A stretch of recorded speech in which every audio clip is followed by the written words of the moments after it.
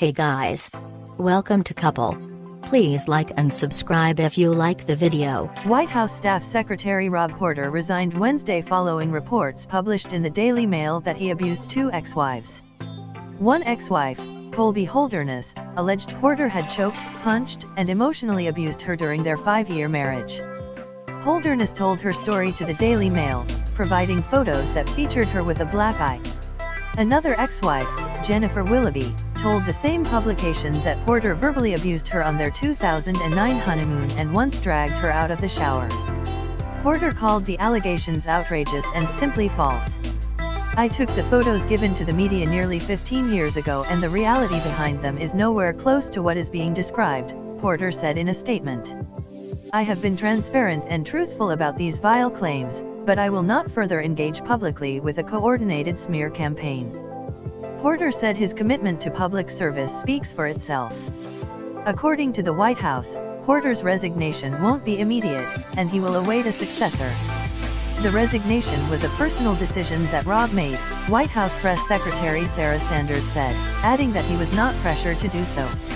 As staff secretary, Porter is responsible for the flow of presidential paperwork around the West Wing and to the president's desk.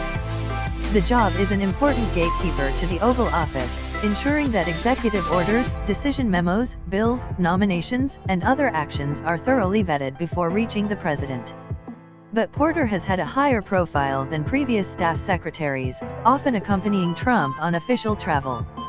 Like all White House employees, Porter would have had to undergo an FBI background check in order to get a security clearance. Sanders declined to comment on whether the allegations would affect Porter's clearance. Holderness told the Daily Mail she met Porter at a Mormon church in 2000, while they were both in college. They married 3 years later, while Porter was a Rhodes Scholar. "His abuse started on their honeymoon," she said. "It was a really odd thing that he did. He was angry because we weren't having sex when he wanted to have sex and he kicked me," she said. "It seems such a juvenile thing at the time, but I remember thinking about words my mother had told me when it happened." From there, it escalated, and Porter allegedly choked and punched his wife. Holderness said she didn't go to the police because she didn't think she would be believed. After Porter and Holderness divorced, Porter went on to date and marry Willoughby. They were married from 2009 to 2013. She told the Daily Mail that Porter turned verbally abusive on their honeymoon. "I can't remember what triggered it," she said. "He lashed out and was really angry and both under his breath and explicitly to me called me a effing bitch and effing ridiculous.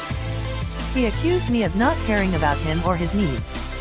During their marriage, Willoughby filed a protective order against Porter.